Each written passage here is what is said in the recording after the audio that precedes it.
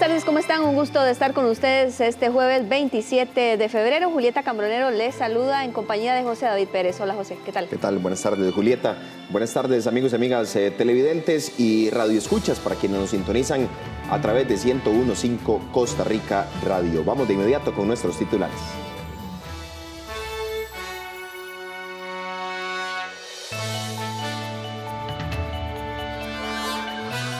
Denuncias penales planteadas contra el presidente de la República por la UPAC agrupan 5 presuntos delitos.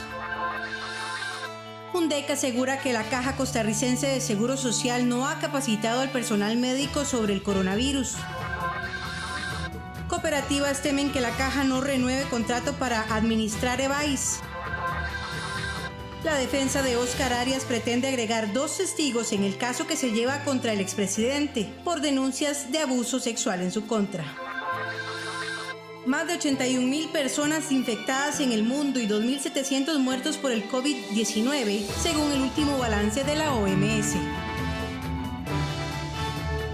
12:01, iniciamos con información de última hora. El Tribunal Supremo de Elecciones, la comisión específicamente especializada del Tribunal Supremo de Elecciones, integrada por algunos magistrados, entre estos María Bo Valverde, así como Hugo Picado, entre otros, solicitaron a la Asamblea Legislativa el levantamiento de la inmunidad de Ana Patricia Mora Castellanos, ministra de la Condición de la Mujer.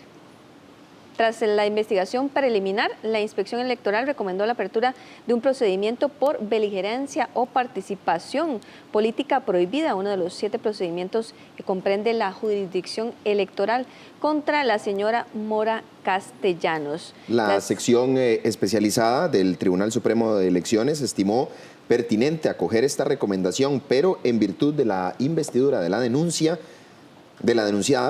en acatamiento de lo dispuesto por los artículos 110 y 143 de la Constitución Política y 270 del Código Electoral y 218 del Reglamento de la Asamblea Legislativa, previamente dispuso solicitar el levantamiento de su inmunidad a la Asamblea Legislativa. Este caso es en el referente a cuando Patricia Mora participó de asistente en una asamblea del Frente Amplio el año anterior, específicamente en febrero. Por supuesto, en nuestra edición estelar, y si es el caso en esta edición, estaremos ampliando sobre esta información de último momento del Tribunal Supremo de Elecciones. Continuamos con más noticias.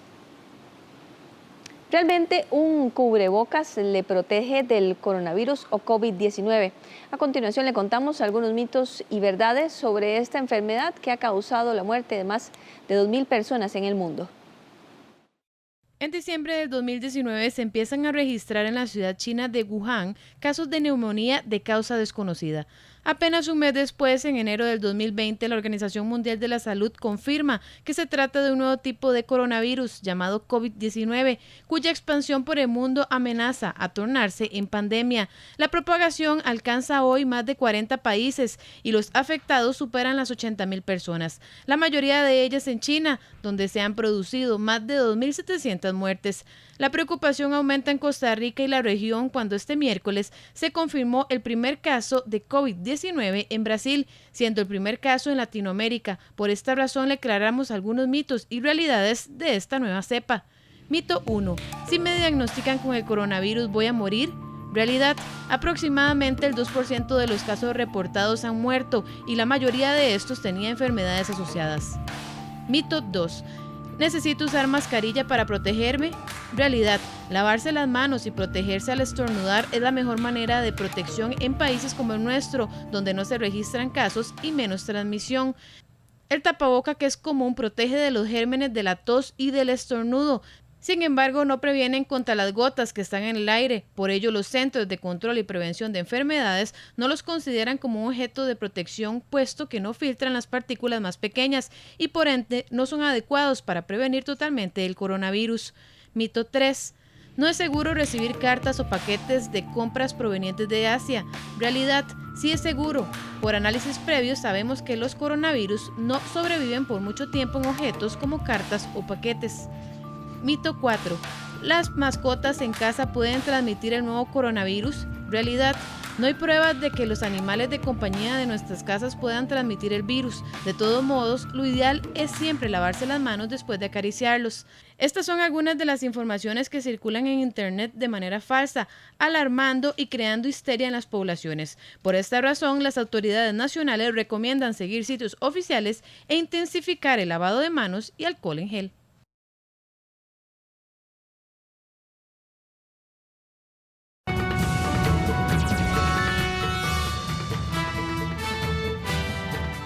Con 5 minutos, iniciamos un repaso por las condiciones viales del tránsito en el sector de La Uruca frente a la Plaza de Deportes. En el sentido hacia San José no encontrarán mucha complicación los conductores, sin embargo, en el sentido contrario hacia La Uruca hay un importante congestionamiento vial, superficie totalmente seca, clima soleado y las condiciones del tránsito para este mediodía. Pasamos ahora al sector de Atillo 8 a las 12:05, gracias a imágenes de cámaras viales cr.com y a través de 13 Costa Rica Televisión. Bastante cantidad de vehículos a esta hora, principalmente en el sentido de San José hacia La Uruca. Hay un poco de congestionamiento para que lo tome en cuenta. Nos vamos ahora hasta la Ruta 1, General Cañas, a la altura del Castella. No hay ningún problema para transitar a las 12:06. En el sentido San José Alajuela ni viceversa, totalmente fluido el tránsito, superficie de rodaje seca. Y por último, pasamos al sector del peaje en Escazú, en la ruta 27 a las 12:06. Igualmente, condiciones de tránsito sumamente fluidas en ambos sentidos en este momento en este sector. 12:06, hacemos una pausa y regresamos con más información en Costa Rica Noticias, edición al mediodía.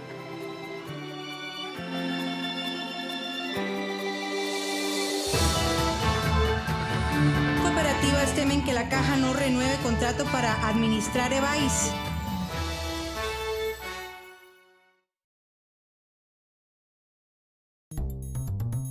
Costa Rica necesita movilidad. Por eso en CONAVI nos comprometemos y avanzamos para mantenernos en movimiento con grandes proyectos para mejorar la vida de todos nosotros. Acceso de contenedores de Moín, Circunvalación Norte, Carretera a San Carlos, Puente de Lindora, Puente de Saprissa. Por eso agradecemos su paciencia. CONAVI, conservando, mejorando y construyendo la red vial nacional. Estamos en la cuenta regresiva hacia el Bicentenario. Pronto cumpliremos 200 años de vida independiente. Retomaremos en persona, de cara al Bicentenario, 4 ejes temáticos que nos retratan: movilidad, salud, violencia lastimosamente y también nuestra capacidad de diálogo. Los lunes a las 9 de la noche en persona. En persona de cara al Bicentenario con Evelyn Fachler a las 9 de la noche. Solo por 13 Costa Rica Televisión.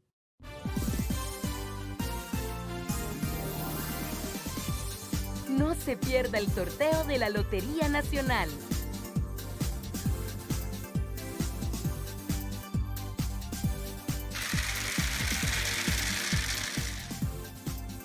En vivo, todos los domingos a las 7:30 de la noche. Solo por 13, Costa Rica Televisión. Ahorre con el Banco Popular, que solo grandes beneficios le traerá. Como a Pepe, que con su plan naranja pudo pagar el marchamo. ¡Qué salvada! O María, que con su ahorro a plazo pudo terminar sus estudios y ahora tiene un título universitario. Y Beto, que tuvo un imprevisto con su compu, pero con el ahorro de su cuenta naranja pudo comprar una nueva. Al igual que ellos, yo disfruto los beneficios de ahorrar con el Banco Popular. Solicite el suyo ya.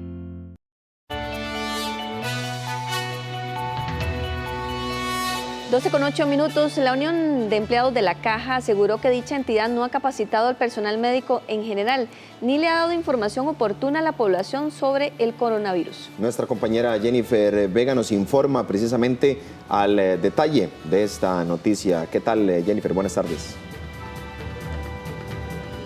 Gracias, muy buenas tardes, compañeros. Y es que luego de que ayer se diera la noticia del primer caso en América Latina del coronavirus, las autoridades de salud han dado conferencia de prensa este mismo miércoles y han informado que ya Costa Rica cuenta con esa prueba para poder determinar en caso de que exista un enfermo por coronavirus en nuestro país. Sin embargo, autoridades de salud y algunos sindicatos también, como lo es UNDECA, han solicitado a la Caja y al Ministerio de Salud mayores acciones con respecto a el coronavirus. Representantes de UNDECA piden a la Caja mayor información sobre el coronavirus, también para la población en general como para los funcionarios de la institución. Debe de hacer en estos momentos un inventario, ¿verdad?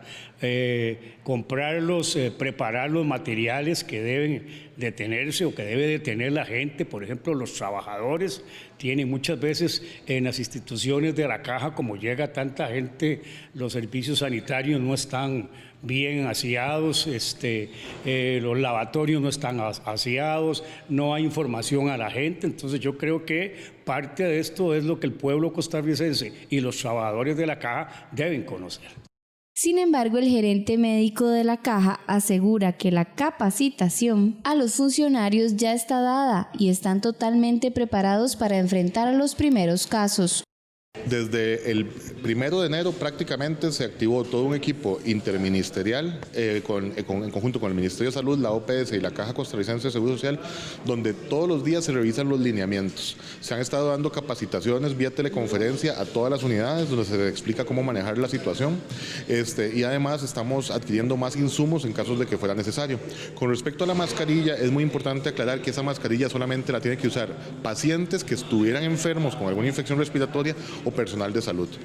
Autoridades de salud recomiendan a la población usar mascarillas en caso de tener síntomas gripales y salir a la calle. Además, obliga al personal de salud a usarlas también. El coronavirus es una enfermedad respiratoria viral que crea inmunidad una vez que le da a la persona. El 80% de la población desarrolla esta enfermedad de manera leve. Los grupos de riesgo son los hipertensos, diabéticos, asmáticos y adultos mayores. Por su parte, el presidente de la República, Carlos Alvarado, en sus redes sociales pidió a las autoridades de salud extremar las medidas en suelo nacional. Nosotros los mantendremos informados de cualquier cambio que se genere con respecto al coronavirus. Vuelvo con ustedes al estudio. Gracias, Jennifer, por el detalle de la información y por supuesto que estaremos dándole mucho más trámite a esta importante noticia en materia de salud. Cambiamos de tema. El Ministerio de Hacienda y el Banco Central presentaron el plan de endeudamiento interno del gobierno central. Economistas señalan que este vendría a ser el plan de salvamento para las finanzas públicas de nuestro país. El ministro de Hacienda, Rodrigo Chávez, y el presidente del Banco Central, Rodrigo Cubero, presentaron al mercado bursátil el plan de endeudamiento interno del gobierno central y del banco para el primer semestre del 2020. Como parte de ese plan, Hacienda proyecta colocar títulos de deuda interna por 1,5 billones de colones y el Banco Central bonos por 250 mil millones de colones. Esto significa que el gobierno requiere pedir prestados 1,5 millones de colones al mercado local, con el objetivo de financiar sus gastos, los cuales no pudieron ser cubiertos por la recaudación de impuestos. Para el economista y profesor universitario Daniel Suchar, esto vendría a ser un plan de salvamento a las finanzas públicas del país. Nos manda una señal, obviamente, de una necesidad de endeudamiento que no solamente es para poder afrontar algún tipo de gasto corriente, sino también para poder hacer un solapamiento a aquellas tasas de interés tan altas que habíamos pagado hace prácticamente 1 año, 2 años atrás y poderle hacer un plan de salvamento, digámoslo así, a las finanzas públicas de Costa Rica. Si bien es cierto, el primer semestre del año va a estar por encima de 1,5 billones de colones por parte de Hacienda, todavía sigue apalancado en una necesidad de multilaterales por encima de 1.400 millones de dólares e incluso también la necesidad de los eurobonos. A la fecha, Hacienda ya colocó 340.000 millones de colones en deuda interna, mientras que el Banco Central ya alcanza 113.000 millones de colones, valor trazado en bonos de estabilidad monetaria, es decir, el 45% del monto a captar para el semestre. El objetivo del plan de endeudamiento es básicamente buscar de las maneras posibles que el costo de la deuda disminuya y con esto efectivamente el cargo por intereses que tiene que pagar Hacienda mes a mes pues vaya disminuyendo paulatinamente. Sí es importante resaltar que en estos esfuerzos hay que contemplar que no se debe desincentivar el ahorro y que los niveles de tasas de interés que ya empiezan a exhibir los bancos comerciales y las mismas curvas soberanas pues son niveles de rendimiento en colones y en dólares relativamente bajos para un país con las características de riesgo de crédito similares a las costarricenses. Los jerarcas de Hacienda y del Central fueron enfáticos en que la reforma fiscal, las acciones de contención del gasto, la aplicación de la regla fiscal y las medidas que anunció el gobierno son determinantes para consolidar resultados positivos, así como la autorización legislativa para el financiamiento externo del gobierno central, como lo son los eurobonos.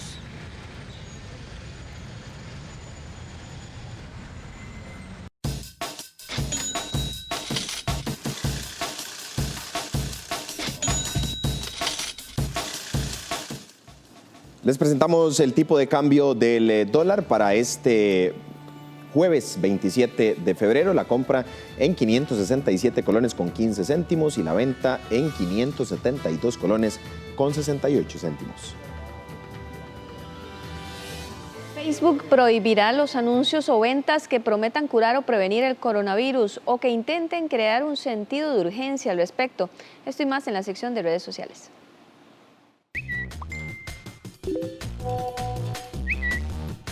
Hola, la discusión de innumerables temas y situaciones no solo es personalmente, sea en casa, en el trabajo, mientras nos trasladamos a los sitios, también se da y de manera muchas veces intensa en las plataformas de redes sociales. Les mostramos sobre qué se comenta y un poco por qué. En Twitter, el canal de la crítica, los argumentos y la información rápida. El COVID-19 es uno de los temas con más comentarios este jueves. Tanto usuarios como medios internacionales comparten abundante información al respecto. Por ejemplo, esta animación muestra la expansión del coronavirus desde enero en el mundo, aunque los primeros casos se dieron en China en diciembre. En Facebook, la red con más usuarios en el mundo.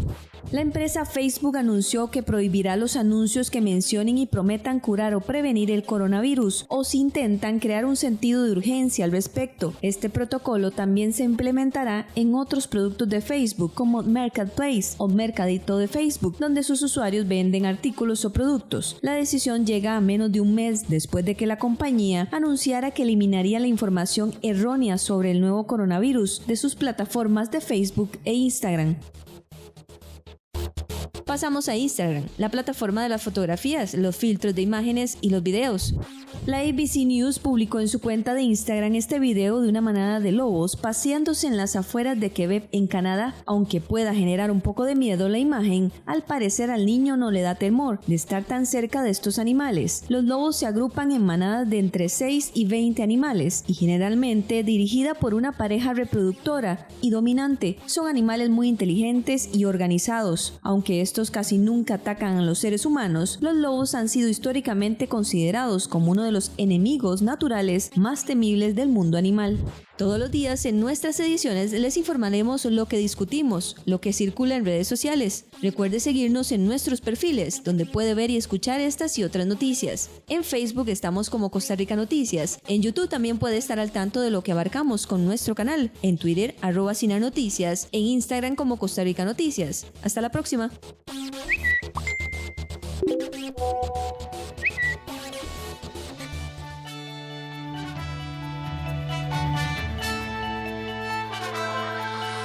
La defensa de Óscar Arias pretende agregar 2 testigos en el caso que se lleva contra el expresidente por denuncias de abuso sexual en su contra.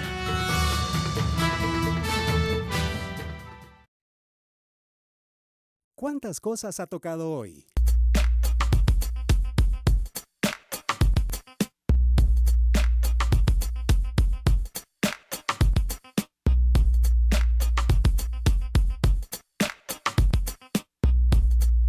Libérese de los microbios. Lave sus manos frecuentemente con agua y jabón. Cerciórese de frotar entre sus dedos, bajo las uñas y la parte posterior de sus manos. Caja Costarricense de Seguro Social.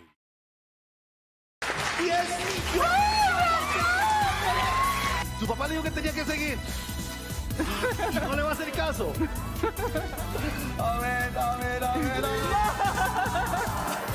Ay, sin el señor suena más bonito.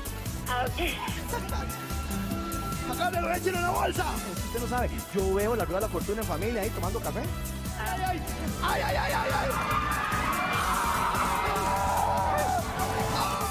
Se me olvidó lo que seguía. Bienvenidos a La Sazón que nos une, un programa donde chefs de cada provincia fusionarán sus mejores platillos en retos semanales para convertirse en el ganador de esta competencia. Productos tradicionales, recetas típicas de nuestro país y un montón de historias alrededor de un solo plato protagonizarán esta travesía por redescubrir la gastronomía costarricense.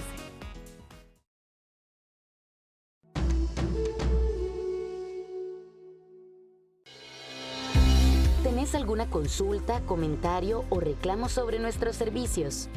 SINAR te escucha.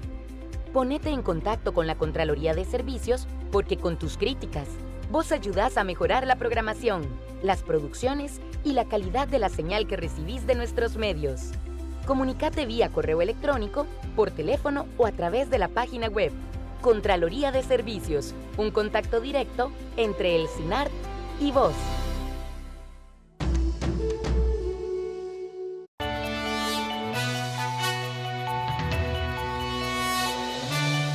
12:21 minutos, vamos con información en vivo. Las 3 denuncias penales planteadas contra el presidente de la República por la Unidad Presidencial de Análisis de Datos agrupan 5 presuntos delitos. Según abogados, antes de cualquier tipo de acción judicial, la Fiscalía primero debe hacer un estudio completo de lo expuesto en esos señalamientos. El periodista Andrés Ortiz nos informa. Adelante, Andrés. Buenas tardes. Gracias, compañeros. Buenas tardes para ustedes y para todos los televidentes. Así es, son al menos 5 presuntos delitos en los que se plantean las 3 denuncias que en este momento hay interpuestas contra el presidente de la República, contra el ministro de la Presidencia, el viceministro y también contra funcionarios de la Unidad Presidencial de Análisis de Datos. Recordemos que estas denuncias, la primera se interpuso en la Fiscalía General el lunes por la mañana y la segunda se pone minutos después, martes, cuando se pone la tercera denuncia penal que en este momento hay y que la Fiscalía está analizando precisamente para determinar cuáles van a ser las posibles acciones que podrían tomar. Nos decían algunos abogados penalistas que precisamente ese es el punto en el que podría estar en este momento el Ministerio Público, es determinando cuáles posibles delitos podrían haber y además haciendo un filtro entre las denuncias y la información que hay para así entonces tener ya más seguro cuál sería la acción que podría tomar la Fiscalía General. Veamos la siguiente información.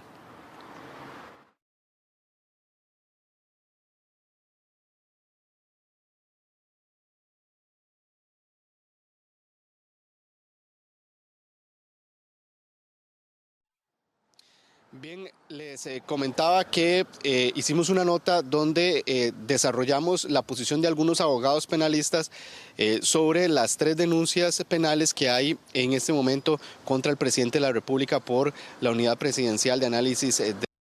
Ellos indicaban que si bien el Ministerio Público ha tenido que reacciones, también consideran que tiene para poder identificar lo que señalan en esas denuncias y los posibles hechos haber cometido. Veamos. Desde que se dio a conocer sobre el decreto que creó la Unidad Presidencial de Análisis de Datos, abogados penalistas presentaron 3 denuncias. La primera la planteó la abogada Gloria Navas el lunes. En ella la jurista señala que se puede estar en presencia de 2 delitos.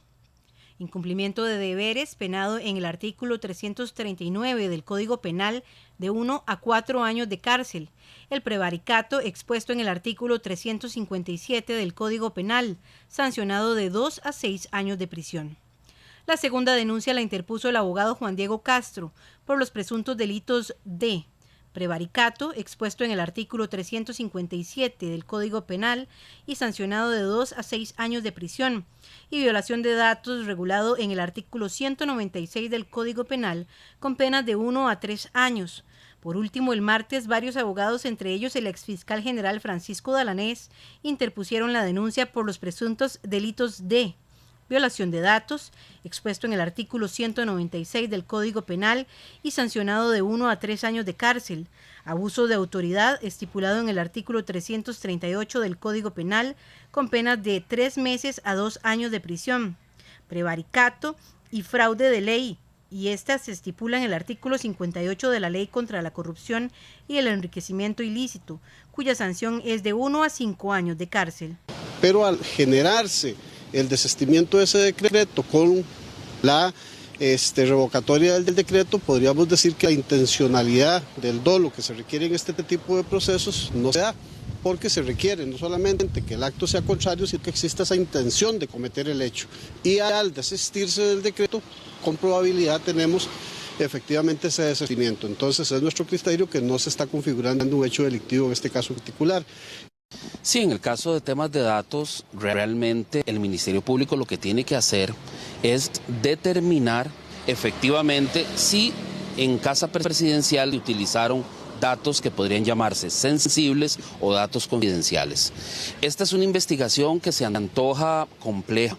A pesar de que es una mera constatación, lo cierto del caso es que se van a necesitar peritajes de carácter informático, y los peritajes de carácter informático pues son bastante especializados. En realidad son 3 denuncias. El Ministerio Público tiene que realizar un filtro de estos hechos, primero para determinar cuáles conductas pueden ser delito, cuáles conductas pueden que no sean delito, determinar los responsables, los autores, tanto los autores intelectuales como los autores materiales, y proceder posteriormente con un peritaje especializado que yo diría que tendría que realizar la sección de delitos informáticos del OIJ. Abogados penalistas cuestionan la inacción del Ministerio Público, sin embargo señalan que la Fiscalía debe hacer un estudio completo de los señalamientos y así filtrar qué posibles delitos existen y quiénes deberían ser los investigados. Haciendo un análisis de las 3 denuncias que planteadas, son congruentes, digamos, el caso de abuso de autoridad y prevaricato. Son los 2 delitos principales que ellos indican, además de la situación de la violación de datos que se puede estar generando. Es una violación al artículo 24 constitucional, datos sensibles, datos confidenciales que puedan ser estado violentados. Si hablamos de abuso de autoridad, estamos hablando del acto en el cual se comete o se ordena algún acto contrario a los derechos de las demás personas. En este caso en particular tenemos un criterio divergente a lo que se ha estado indicando. Primeramente porque se requiere de que el acto efectivamente se ejecute. La publicación, la firma del decreto dice que el acto está consumado, pero al generarse el desistimiento de ese decreto con la revocatoria del decreto, podríamos decir que la intencionalidad del dolo que se requiere en este tipo de procesos no se da, porque se requiere no solamente que el acto sea contrario, sino que exista esa intención de cometer el hecho. Además del presidente, las denuncias se plantearon contra el ministro de la Presidencia, Víctor Morales, contra el viceministro de Planificación, Luis Daniel Soto, y contra los miembros de la UPAT. Bien, recordemos que estas denuncias fueron planteadas en la Fiscalía General y ahora el Ministerio Público determina cuál va a ser el procedimiento que van a realizar y si se abre o no la investigación precisamente por las denuncias. Por eso los abogados señalaban que tienen que hacer un filtro para determinar entonces cuáles podrían ser los hechos y las posibles acciones que el Ministerio Público tendría en los próximos días. Compañeros, esta es la información que tenemos. Regreso con ustedes al estudio. Más detalles. Buenas tardes. Gracias, Andrés. Buenas tardes. Seguimos con más información en Costa Rica Noticias. Las municipalidades recibirán dinero de la Unión Europea a cambio de que limpien los ríos y disminuyan su flota vehicular. Los gobiernos locales firmaron un pacto global de alcaldes para combatir el cambio climático. Las municipalidades de Cartago, Zarcero y San Mateo se unieron hoy a un pacto global de alcaldes para mitigar desde los cantones los efectos del cambio climático. Con su firma, estos municipios recibirán parte de un fondo de 50.000 euros de la Unión Europea para inventariar dónde y cómo contaminan más en sus cantones y luego cómo mitigar ese problema. Una vez que el compromiso político es firmado y el alcalde de su ciudad se compromete a seguir con acciones concretas, el programa facilita para que las ciudades hagan una medición de las emisiones y las causas de las emisiones y iniciar entonces un proceso de descarbonización de la calidad de vida de la ciudad. ¿Y cuál será el segundo paso? El segundo paso es hacer plan de acciones de mitigación y adaptación y plan de riesgo. Golfito, San José, Belén, Monteverde, San Rafael de Heredia, La Unión y Desamparados son otros gobiernos locales que ya firmaron ese pacto. Estos municipios ya realizan acciones para enfrentar el cambio climático. La Municipalidad de San José siembra alrededor de 5.000 árboles todos los años, tratando además de generar un impacto alrededor de los ríos, donde ahí podamos retomar todos estos cauces y dar otra vez una huella importante a la vida silvestre que mucho se ha movido hacia otras zonas y hemos visto un cambio muy importante. Además de que como institución estamos dando un ejemplo de que podemos mover la flotilla a una de consumo híbrido. Pero la idea es que las 82 municipalidades del país firmen el pacto. Hemos invitado a los alcaldes electos, recién electos, con la finalidad de que podamos incluir a muchas más municipalidades a firmar este pacto, pero además está el gobierno para también pedirle financiamiento para todos estos inventarios, que eso es lo más costoso. El Pacto Global de Alcaldes por el Cambio Climático incluye a 10.000 municipios en 135 países del mundo, 400 de ellos de Latinoamérica y el Caribe. Las cooperativas que administran los EBAIS de la Caja Costarricense del Seguro Social temen que no renueven su contrato, pues la licitación debió salir el año pasado y aún no la sacan. Ante esto, 1.000 empleados temen perder su empleo. Los dirigentes de las cooperativas están preocupados porque se rumora que la Caja podría asumir los EBAIS que ellos administran. Se trata de 117 EBAIS que atienden 500.000 de pacientes. Las cooperativas en cuestión son Copesiva, Copesaín y Copesana. Topamos con la noticia de que hay declaraciones de miembros de la Junta Directiva en donde están planteando la posibilidad de cerrar las cooperativas y asumir ellos de forma directa la prestación del servicio. Viendo lo que ha sucedido con los EBAIS del este de la capital y la experiencia de esos asegurados, obviamente a nosotros nos preocupa, pero también nos deja muy preocupados la posibilidad de que más de 1.200 plazas de trabajo se pierdan por esta decisión. Desde el año pasado se debió salir con la licitación para renovar los contratos, pero en la Caja informaron que están esperando 15 días mientras se realiza un estudio de costo-beneficio para luego tomar la decisión de si se renuevan los contratos o los asume la Caja. Vamos a analizar, todavía no se ha empezado a analizar el tema de las cooperativas, la posibilidad que se está viendo es que se pueda hacer una ampliación tal vez de los contratos, algunos otros ya han sido ampliados, entonces habría que, si eso lo decide la Junta Directiva, sacarlo a licitación con la situación de que no es seguro que las mismas cooperativas lo ganen, porque al sacarlo a licitación pueden aparecer otros oferentes y habría que entonces estudiar a quién se le adjudica una licitación. Estas cooperativas tienen ya 30 años de administrar los EBAIS ubicados en Heredia, Tibás, Pavas y Escazú. De concluir los contratos, 1.000 personas perderían su empleo, así lo aseguraron los administradores de las cooperativas. Un proyecto de ley para regular el uso del agua dejaría por fuera las asadas, así lo denunciaron grupos ambientalistas. Anunciado con entusiasmo en la Comisión de Ambiente del Congreso como el acuerdo para al fin alcanzar una ley moderna, el proyecto sobre manejo de recurso hídrico despertó desconfianza en el sector ambientalista. Poca claridad sobre la participación ciudadana y la posibilidad de incluir a actores privados son algunos señalamientos. El principal es el temor de que las asadas o asociaciones de desarrollo que se encargan de la administración del agua en las comunidades queden por fuera de las decisiones que se tomen sobre el recurso hídrico. Pues las ASAD son organizaciones que representan intereses comunales, ¿verdad? Y aparte gestionan el consumo humano, que es la prioridad en la gestión del agua en el país. Y pues es necesario que estén dentro de ella porque existen actualmente cerca de 1.500 ASADs en el país y esto le da una importancia en la gestión del agua muy grande y pues no podrían estas figuras estar en inseguridad jurídica como actualmente plantea el texto porque no aclara, ¿verdad?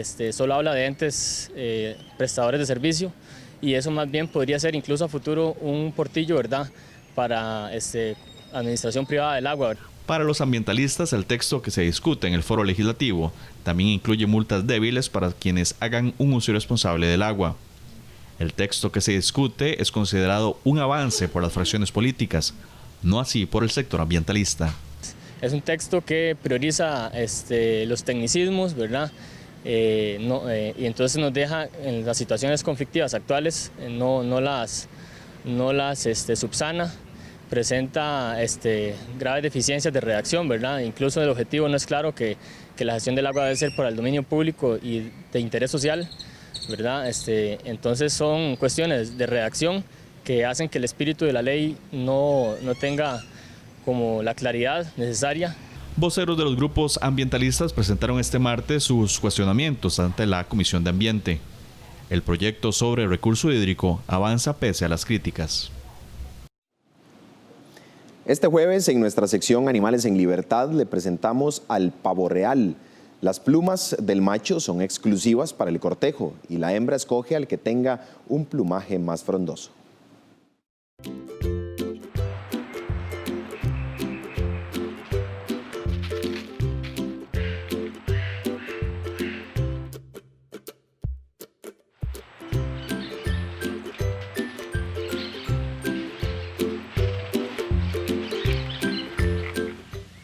El pavo real es un ave tranquila y puede ser domesticado. No obstante, si se siente amenazado, se torna irritable. Es diurna y su día es así. Duerme en las noches sobre los árboles y en grandes bandadas, y en la mañana despierta y se divide en pequeños grupos para ir en busca de alimento. Se acicala las plumas y se dispone a descansar. Al caer la tarde vuelve a comida y bebida, y próxima a la noche se sube a un árbol para preparar su descanso nocturno. La dieta de esta ave es omnívora. Consiste en anfibios, reptiles, insectos pequeños, plantas y algunas flores, de las que consume los pétalos. El cuerpo del pavo real mide de 1 a 2.5 metros de longitud y pesa entre 3 y 8.8 kilogramos. El macho y la hembra se diferencian fácilmente por una serie de características físicas. En primera instancia, la hembra es más pequeña y menos pesada que el macho, y en segunda, este es mucho más vistoso. Son las plumas y específicamente el diseño en ellas lo que llama la atención del pavo real. El plumaje del vientre, pecho, cuello, cabeza y parte posterior son de un azul intenso y brillante, o verde si se trata del pavo real verde. Las plumas del rostro tienen vetas amarillas o blancas y arriba de la cabeza se sitúa una pequeña cresta de las plumas marrones o azules.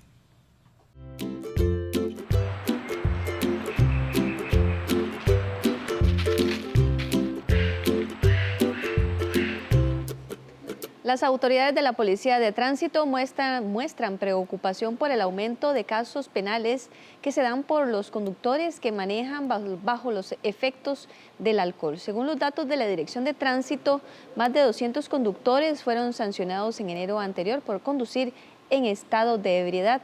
De estos, el 75% terminó en el Ministerio Público. El mes de enero dejó a más de 200 conductores sancionados por la Policía de Tránsito ya que fueron sorprendidos conduciendo bajo los efectos del alcohol. Esta situación enciende las alarmas de la Dirección de la Policía de Tránsito, debido a que el 75% de estos detenidos debió ser trasladado al Ministerio Público por los altos grados de alcohol en la sangre a la hora de realizar la alcoholemia. Solamente en el mes de enero detectamos 212 personas con alcoholemia positiva. Una cuarta parte de esta cantidad de personas se multó por ebriedad administrativa, es decir, una multa contenida en la ley de tránsito. Las 3/4 partes, que es lo más alarmante, fue remitida al Ministerio Público a responder por una causa de conducción temeraria. Los 212 casos positivos representan el 13.5% del total de las pruebas realizadas en enero, que fueron 1.563. Si esto se compara con las cifras del 2019, hay un leve aumento porcentual de 0.5%, ya que en el 2019 se arrojó un 13% de casos positivos de más de 1.600 testeos realizados.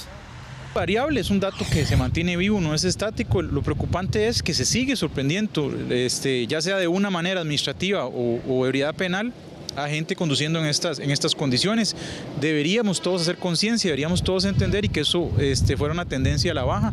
No obstante, vamos a redoblar esfuerzos, seguimos haciendo los controles que hacemos en carretera para seguir sacando a esta gente de circulación. En el rubro que también existió un aumento fue el de los casos penales, pues pasaron de 148 a 149. Esto pese a que en el mes de enero del presente año se hicieron 39 pruebas menos respecto a enero del 2019. Los cartagineses no están de acuerdo que la ARECEP le aumente a la empresa Lumaca un 30% más en el pasaje de Cartago-San José. Para los usuarios no es justo que la tarifa pase de 630 a 820 colones, porque las unidades no están en buen estado y presentan carencias. 1.250.000 usuarios de la empresa autobusera Lumaca que viajan de Cartago a San José y viceversa podrían pagar en los próximos días una tarifa de 820 colones por viaje, es decir, un aumento del 30% más. Y es que este miércoles la Autoridad Reguladora de los Servicios Públicos, ARECEP, convocó a una audiencia para conocer la posición de los cartagineses sobre el aumento de 190 colones solicitado por la empresa autobusera. Sin embargo, en Costa Rica Noticias le consultamos a quienes viajan en los buses de Lumaca si procede esta iniciativa y esto fue lo que argumentaron. No les dan mantenimiento, no deberían subirlo, la verdad, porque están sucios. Por dentro están sucios. Es demasiado porque de verdad que a uno le cuesta. Si aumentaran también así los salarios, no hay problema, pero los salarios no son apenas básicos.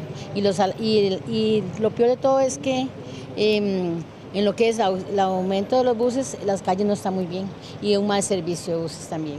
O ponen más trenes y quitan estos buses que quedan parados en Cartago, por la Lorenzo Castillo. Tienen unos pedazos de buses que se les mete el agua.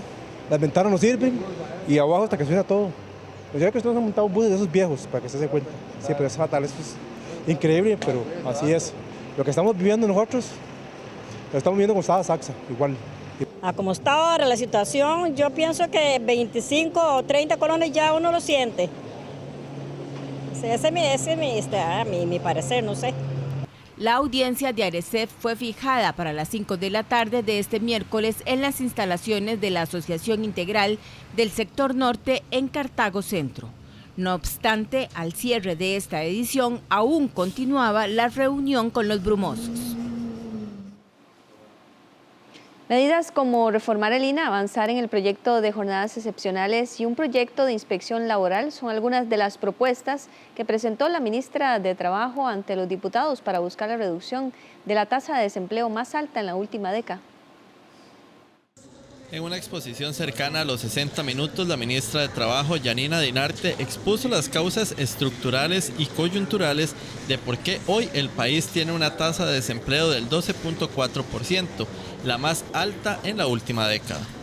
Durante la presentación, la jerarca rogó a los legisladores que se apruebe una serie de proyectos para buscar disminuir esta tasa de desempleo. Necesitamos una reforma a la ley del INA. Ustedes tienen en sus manos el proyecto 21.738. Requerimos darle herramientas a esta institución. Es la llave del progreso. Necesitamos que tenga siempre la llave a mano para seguir abriendo puertas. Hemos planteado nuestro apoyo a avanzar en la discusión del proyecto de jornadas excepcionales. Hay una gran oportunidad también, pero por supuesto también tenemos grandes retos. Por supuesto que tenemos que atender y velar porque las mujeres no solo puedan insertarse en las actividades y en más actividades productivas, sino que también tengan soluciones de cuidado.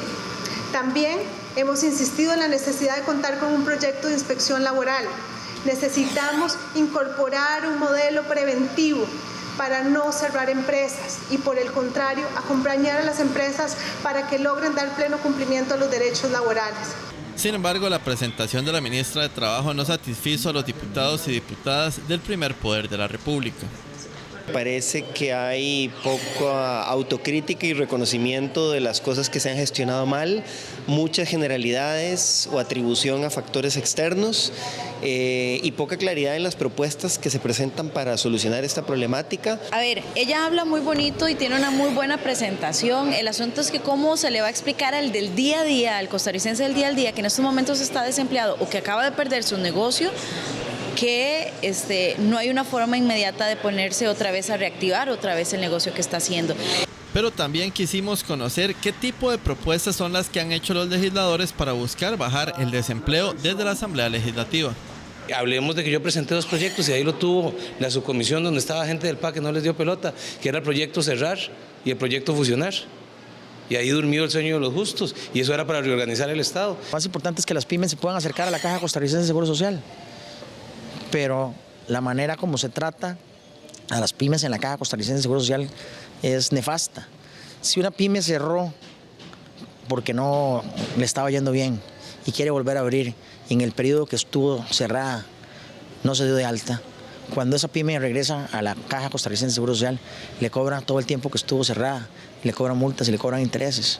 Entonces, usted era una pyme que estaba funcionando, ¿cómo se va a llegar a acercar a la Caja Costarricense de Seguro Social si, como digo yo, la van a estar esperando con un mazo, con un bate de béisbol de metal y la van a maltratar? Le voy a poner un caso, el caso de las plataformas tecnológicas de transporte. El proyecto ni siquiera está convocado y estamos hablando de miles de personas que dependen de eso, no solo los taxis formales, sino también quienes trabajan en las plataformas. Hablamos de más de 20,000 que se reportan en Uber, hablamos de más de 5,000 que se reportan en Didi. Según los datos del Instituto Nacional de Estadística y Censo, las mujeres son las que muestran la tasa de desempleo más alta con 16.7%, mientras que los hombres tienen una tasa de desempleo del 9.6%.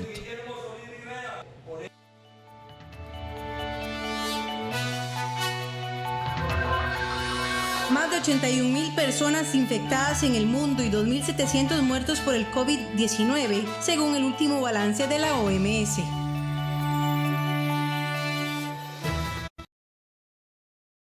¿Cuántas cosas ha tocado hoy?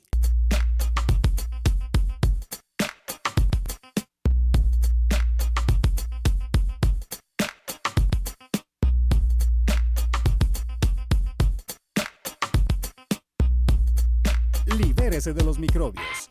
Lave sus manos frecuentemente con agua y jabón. Cerciórese de frotar entre sus dedos, bajo las uñas y la parte posterior de sus manos. Caja Costarricense de Seguro Social.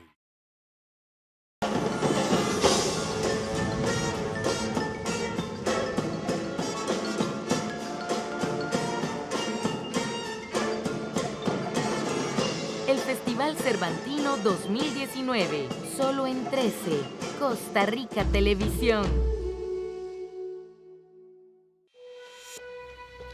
Estamos enojados y agresivos. Las redes sociales nos someten a un mundo de espejos. Ya no dialogamos, solo hay reclamos, censura y protesta.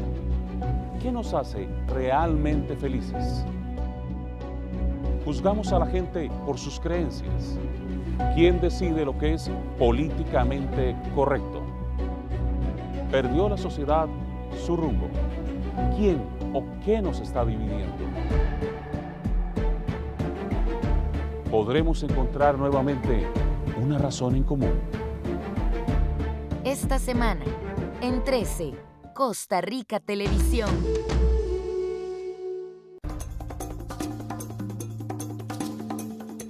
Fútbol y mucho más. Con los atletas desde sus inicios.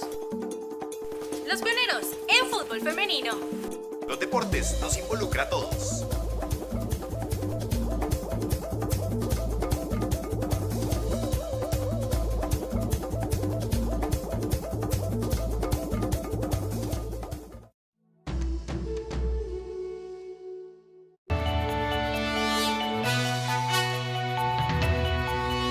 12:48 de la tarde, volvemos con más información en Costa Rica Noticias. En vivo, la defensa de Óscar Arias pretende agregar 2 testigos en el caso que se lleva contra el expresidente de la República por las denuncias de abuso sexual en su contra. Este jueves debía iniciar una audiencia para definir si se aceptan o no. El periodista Andrés Ortiz nos tiene el reporte. Adelante, Andrés.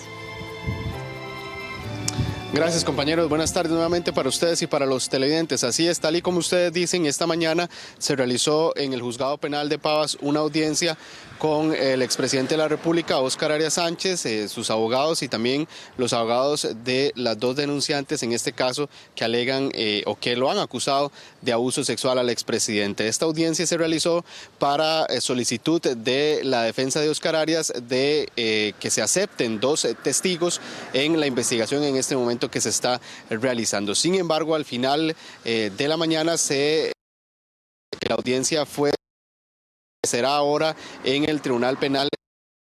Se decidirá si aceptan o no a estos 2 testigos. Veamos.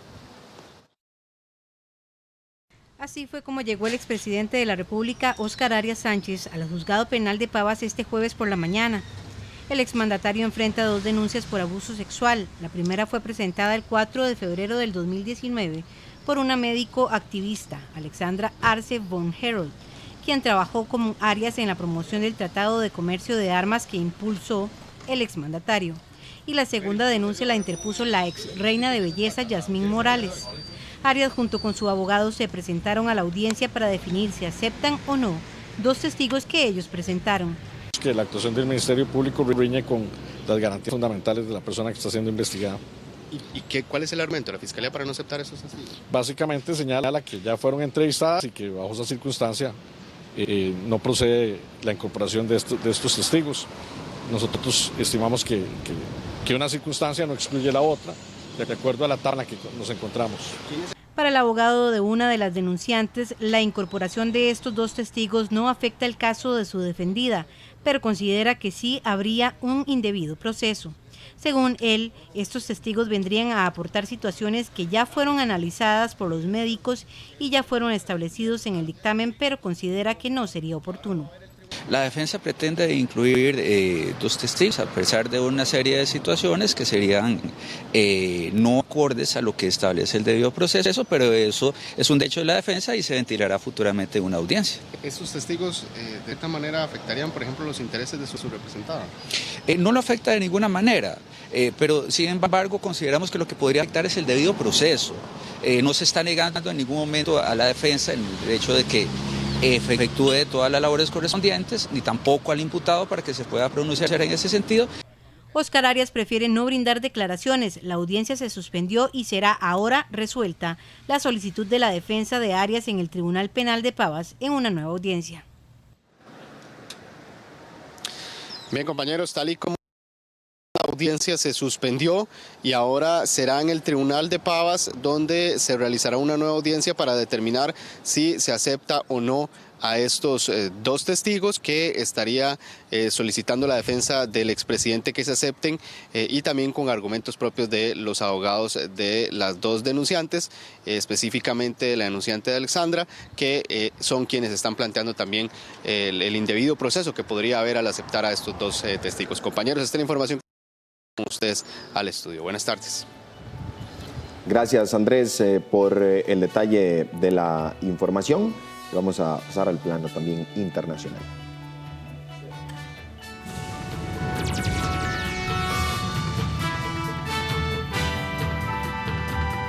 China refleja cada vez menos muertos y nuevos infectados por el COVID-19 en sus reportes diarios, mientras el brote llega a Latinoamérica. ¿Cuál es la fotografía de la expansión del coronavirus en el mundo? China refleja cada vez menos muertos y nuevos infectados en su parte diario de víctimas del COVID-19, una evolución que contrasta con lo que ocurre en otros lugares. 78.500 de los más de 82.000 casos registrados en todo el planeta se han dado en el gigante asiático.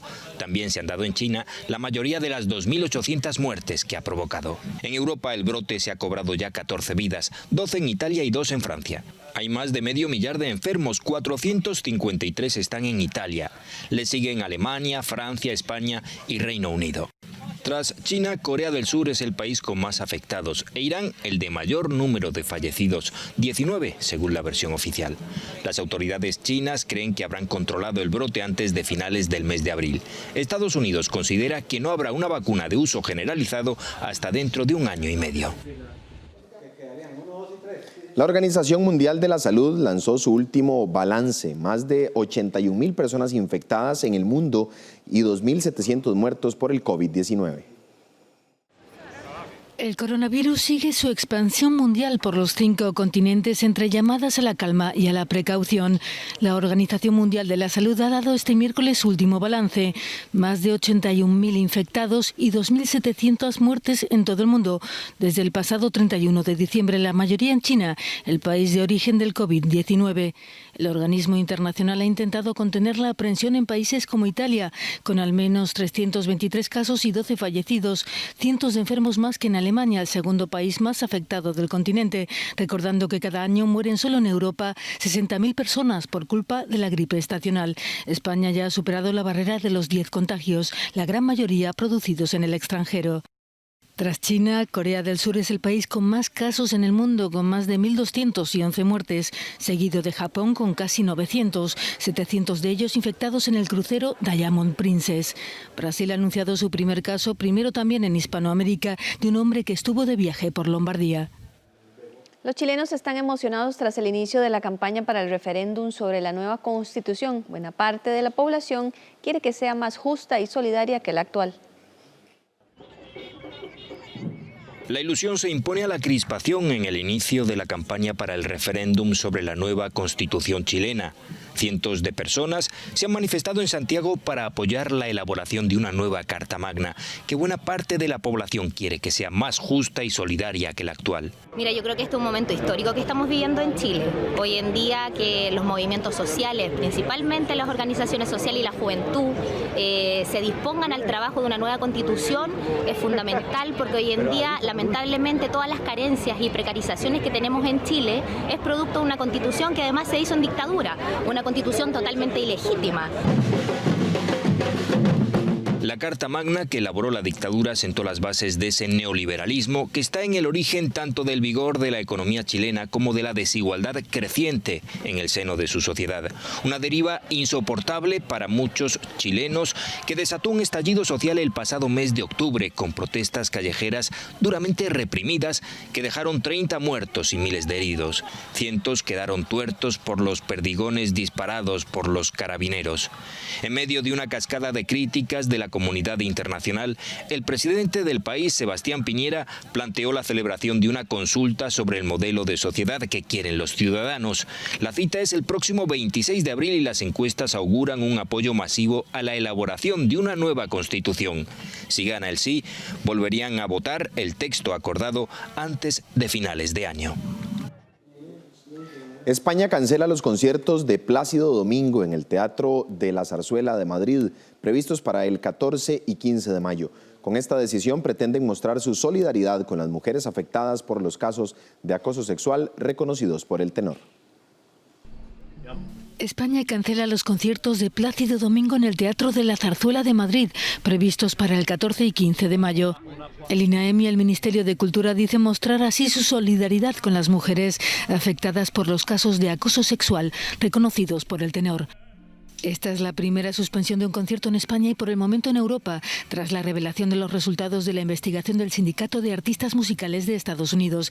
Esta asociación y el cantante madrileño habrían estado negociando un acuerdo de $500,000 para que no se dieran a conocer detalles de las conclusiones, pero una filtración, según el New York Times, lo habría anulado. El gobierno de España y representantes del Partido Independentista celebraron la primera reunión de la conocida mesa de diálogo. En un comunicado conjunto, las dos partes aseguraron que cualquier acuerdo que se adopte será en el marco de la seguridad jurídica. Puesta en escena muy cuidada la de la primera reunión de la llamada mesa de diálogo entre miembros del Gobierno de España y representantes de los partidos independentistas catalanes. Desde el animado paseo de la delegación soberanista por los jardines de la Moncloa hasta el distendido apretón de manos entre Pedro Sánchez y Quim Torra. Una primera toma de contacto en la sala donde se celebran habitualmente los consejos de ministros, en la que han acordado que la mesa se reúna una vez al mes, alternando Madrid y Barcelona. En un comunicado conjunto, las dos partes aseguran que cualquier acuerdo que se adopte será en el marco de la seguridad jurídica. Aunque los independentistas han anunciado por activa y por pasiva sus exigencias de derecho a la autodeterminación y amnistía para los 9 presos condenados por su intervención en el referéndum ilegal de 2017. Esta iniciativa ha recibido duras críticas por parte de la oposición. El líder del Partido Popular acusó en el Congreso a Sánchez de abrir una mesa para el despiece de la soberanía nacional. Finalizamos así las noticias a las 7 de la noche en nuestra edición estelar.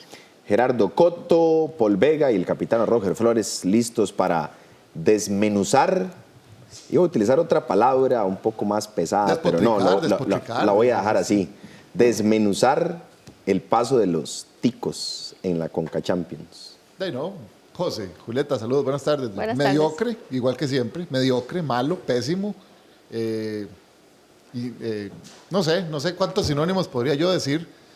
Y no hablo de un equipo en especial, hablo del fútbol tico, que yo no sé cuál es la excusa ahora.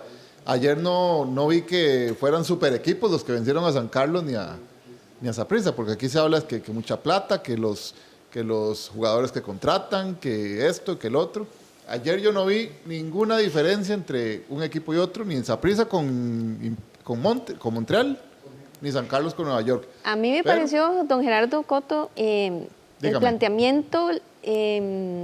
le es difícil a los técnicos nacionales el planteamiento de partidos específicos contra equipos que por generalmente no conocen o no tienen una referencia más cercana. Sí, más cercana como el campeonato nacional. Sí, lo que decís es mala lectura de juego, decís. Correcto, planteamiento táctico. Sí, me pareció que a Centeno, por ejemplo, le afectó bastante el primer partido. Sí, yo creo que coincido. Yo creo que a la falta de lectura también van a veces las ocurrencias, los experimentos en partidos donde no tienen que ser. Y lo habíamos hablado en el primer partido de Saprissa con el Impact de Montreal la semana pasada, que Centeno hizo una serie de variantes que en el campeonato nacional nunca había hecho. ¿Y por qué experimentar en un partido como esos, verdad? Sí, en una serie tan importante y tan trascendental de ida y vuelta. Sí.